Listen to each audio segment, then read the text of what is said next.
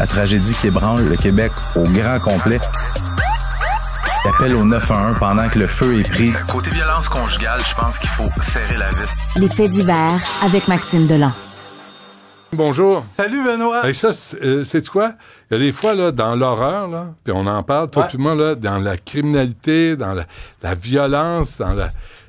Il y a des gens qui sont là pour prendre la relève, là, pour s'assurer que les victimes et les familles des victimes, on les laisse pas tomber. Oui, obtiennent des réponses. C'est fascinant ce qu'ils font au labo. Fascinant. Oui, et on est vraiment excellent. Puis, tu sais, des fois, ça fait du bien de dire qu'on est très bon dans quelque chose. Oui. Hein? Oui. Résolution, justement, d'un meurtre horrible il y a 25 ans. On en parlait avec Mme Marchand. T'en parlais brièvement. Ouais. Un gagnant de l'auto, Québec. Mais, tu sais, puis...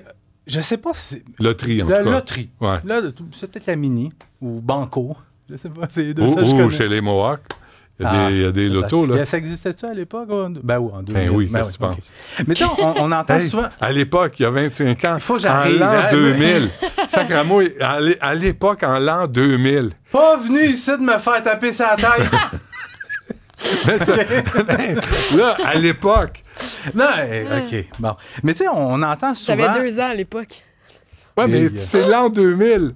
Parce que vous n'étiez pas là en 82, où on disait, hey, en l'an 2000, là, c'est quand à l'époque le monde pour toi? va changer. À l'époque? Toi, quand tu dis à l'époque, tu parles de quand? Ben, les années 50, les années 60. Quand tu vivais en noir et blanc, Benoît? Oui, j'ai vécu en noir et blanc, moi.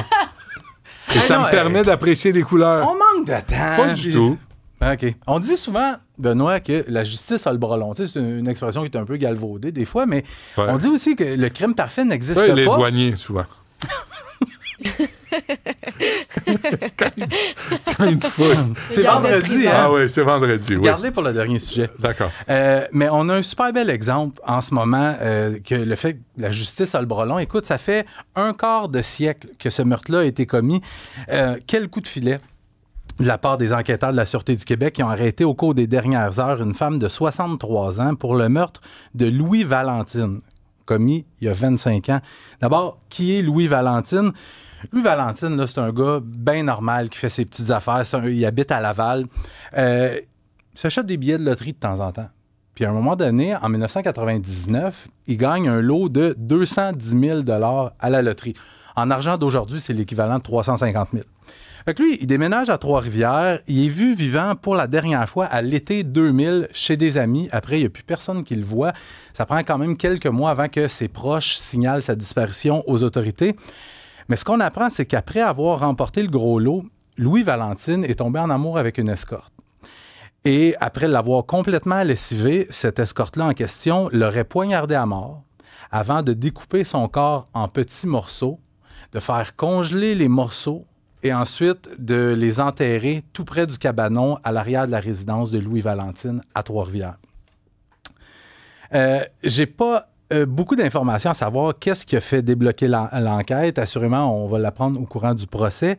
Mais ce que je peux dire, c'est que c'est pas une question de généalogie génétique, comme on a vu là, des cold cases qui ont été résolus récemment. Est-ce que la suspecte habite encore là? Elle habite encore là. J'ai vérifié, elle habite encore à Trois-Rivières. Mais elle a été arrêtée hier soir. Elle s'appelle Aline Girardin. Elle est âgée aujourd'hui, je le disais, de 63 ans. Devrait comparaître au cours des prochaines minutes ou si ce n'est pas déjà fait sous des accusations de meurtre non prémédité et d'outrage à un cadavre. Et, ils ont trouvé des ossements dans sa cour à côté du cabanon. Ouais, là, elle vit avec ça depuis 25 ans. Non, ça, elle l'aurait enterré à l'arrière de la résidence de Louis Valentine. Mais ils ne vivaient pas ensemble à l'époque. OK. Sauf ce qui est quand même étonnant un petit peu, c'est, selon ce qu'on me dit, Aline Girardin devrait être remise en liberté en attendant son procès. C'est peut-être une technique d'enquête ou peut-être aussi parce qu'on considère que à 63 ans, c'est pas une madame qui est criminalisée là, dans les dernières années. Elle ne représente plus un danger nécessairement pour la société. Mais quand même... Surveillez vos animaux domestiques. C'est capable de dépecer un être humain. Pas sûr. Mais fait que c'est ça. Aujourd'hui, quand même une grosse opération qui est en cours là-bas. Les biologistes judiciaires qui sont sur place pour déterrer le corps de M. Valentine. Robert Pickton. Oui, Benoît, t'étais tôt sur le message texte ce matin, toi. Ben, moi, je lis les journaux tôt. Benoît qui me textait à 5h30 à matin m'envoie ça. J'ai comme compris que tu voulais que j'en parle. Mais t'en parler. Tu sais, on entend ça. Ça va vite là-dedans, des fois, hein, la jeunesse d'aujourd'hui. Ouais. Oui. Ouais. On entend souvent, hein, Benoît, des meurtriers qui se font arrêter puis qui se retrouvent devant le juge puis qui font le piteux puis qui ont donc des remords puis ils s'excusent puis ils aimeraient donc revenir en arrière pour pouvoir agir autrement. Ben, pas Martin Charest. Non? Non. Martin Charest, c'est l'homme qui a assassiné le tueur en série Robert Pickton l'année dernière au pénitentiaire à sécurité maximale de Port-Cartier. Il s'est enfermé dans une pièce. Non, mais parle-nous de Robert Pickton, l'œuvre. Oui, mais j'arrive là. Ouais, mais, OK. Martin Charest s'est enfermé dans une pièce où il avait trafiqué le verrou pour pas qu'on puisse ouvrir la porte de l'intérieur ni de l'extérieur. Il s'est enfermé avec Robert Pickton, puis il t'y a donné une méchante volée. Les agents correctionnels ont essayé d'intervenir, ils ont même lancé un gaz lacrymogène à travers la fenêtre. Martin Charest s'est reculé un peu, puis après il a dit « Oh non, je le finis ». Il a ramassé un manche à balai, il l'a cassé, puis il l'a planté dans le visage de Robert Pickton. Il est rentré dans le nez, ça a atteint le cerveau. Robert Pickton est mort quelques jours plus tard. Martin Charest a plaidé coupable hier à une accusation de meurtre prémédité, il a écopé de la prison à vie. Mais Robert Pickton aussi, lui, purgeait une peine de prison à vie pour officiellement le meurtre de 6 femmes commis dans les années 90 et 2000 en Colombie-Britannique. Des femmes qui étaient essentiellement des toxicomanes, des travailleuses du sexe. Sauf que Martin Charest, ce qu'il a raconté au tribunal, c'est que lui était écœuré en maudit d'entendre Robert Pickton se pavaner puis se vanter qu'il avait tué 49 femmes puis il se vantait de ses meurtres en prison. Mais Parce qu'on les a pas toutes trouvées. Hein? Non. C'est ça. Non. Je sais qu'ils ont trouvé des restes humains, mais Robert Pickton, je te le disais, officiellement, c'est 6 meurtres pour lesquels il a été condamné. Mais c'est pas lui qui nourrissait ses cochons? Oui, mais c'est complètement dégueulasse ce qu'il a fait. Ça m'a montré à quel point c'était un monstre. Oui. Ouais. C'était totalement un monstre, mais Martin Charest, il a raconté hier en cours que ce qui l'a fait complètement disjoncter, c'est quand il a entendu Robert Pickton dire à un autre détenu qu'il y avait une de ses victimes qui avait eu un enfant avec lui et qu'il aurait donc aimé ça manger le foie de l'enfant. Martin Charest a complètement disjoncté, puis il a dit « Je pouvais juste plus continuer de laisser ça aller. » Fait qu'il a pris les choses en main. Puis tu sais, moi, je me réjouirais jamais de la mort de quelqu'un, mais dans un cas comme Robert Pickton, qui était... Tueur en série, là. Tueur en série. Probablement l'un des pires tueurs en série, sanguinaire. Je parlais de Dexter avec Mme Marchand. Oui. Dexter faisait ça un peu dans le personnage. C'était comme un justicier. Ouais. C'était il travaillait dans un laboratoire de sciences judiciaires aussi. Il évaluait la projection du sang. Projection du sang, On apprend des choses, hein, dans cette émission-là. Et un assistant pédagogique arrêté pour quelle raison? Pour une raison bien particulière, Benoît. Bon? Toute la semaine, je suis venu en studio en te rapportant des histoires tragiques qui n'ont pas de bon sens. Là, ça me tentait de nous remonter le moral un petit peu collectivement. Je vais te parler d'Alexander Paul Robertson Lewis. Pourquoi ils ont tout le temps 4-5 noms aux États-Unis? Pas facile. Je suis pas fluent, moi, en anglais. En tout cas, pas fluent, hein? Il travaille comme assistant pédagogique dans une grosse école en Caroline du Sud qui accueille des jeunes du primaire et du secondaire. Il a été arrêté dans les derniers jours, Benoît, parce que depuis la rentrée scolaire, à de multiples reprises, il se promenait avec un push-push à pète. Un push-push qui vaporise des odeurs de pète. Il se promenait dans les... Le gars a 32 ans! Il se promenait...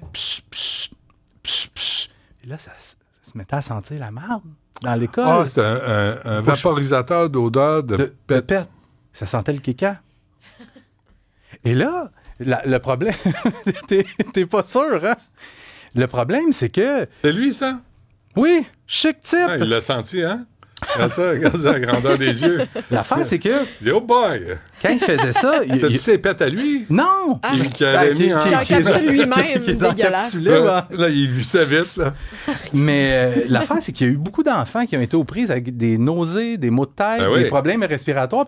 Des problèmes respiratoires? Oui, mais ça a l'air que l'odeur était forte pas mal. Voulez-vous que je vous montre? Justement, il s'est levé une fesse. Il s'est levé une fesse. Mais je pense que si j'avais eu envie de le faire, je l'aurais fait. J'ai pas peur de rien. Sur commande. Hein? Non. Je ferais pas ça en studio. As-tu été mal élevé à ce point-là? Ah non. Jocelyne puis Claude m'ont bien... Puis ça marchait, les fesses serrées. C'est pour ça que je te pose la question. Les fesses serrées, hein? Tu veux péter, il y a un endroit pour faire ça. Mais oui. J'essaie d'inculquer ça à mes enfants. Ça se fait. Parce qu'à la table, là... Non. Hey. En 2 bouchées de pâte bolognaise. Non. Mais l'école où c'est arrivé, les push-push d'odeur, ils ont quand même engagé, ils ont dépensé pour au-dessus de 50 000 $ en spécialistes pour venir examiner les conduits d'aération. Parce qu'on ils ne savaient pas d'où ça venait. Ben non! Lui, il se promenait, puis... Il a fait ça combien de temps? Attends, Marianne. Depuis la rentrée scolaire. Fait, il faisait ça un peu tous les jours, de temps en temps, pour faire... Attends, Marianne, ça se vend chez Walmart? Combien ça coûte? 11,94. Pas 99, 94, c'est bien drôle. Walmart aussi vendait spray de pète, spray de farce et odeurs désagréables, cadeau amusant hautement concentré, ça a l'air, portable pour Halloween pour jouets de farce vert et noir. Ça, c'est Walmart, c'est son français. Mais qu'est-ce qui est française. Fou? Aux États-Unis, on s'entend avoir vaporisé des odeurs de pète, c'est pas... Mais il est gardé détenu. On le garde détenu. Il fait face à 2 chefs d'accusation. Même pas libéré en attente de son procès. Oh non! Il va y avoir son enquête sur remise en liberté. On verra rendu là, mais la police dit non. Là, il y a 2 chefs d'accusation contre lui, là, avoir causé des dommages malveillants à des biens et avoir perturbé les activités d'une école. Puis la police dit non, mon gars, il y a d'autres accusations qui pourraient être portées. Tout ça pour quelqu'un qui vaporisait des odeurs de pète. Ah ouais. Une couple pourrait être enfermée aujourd'hui.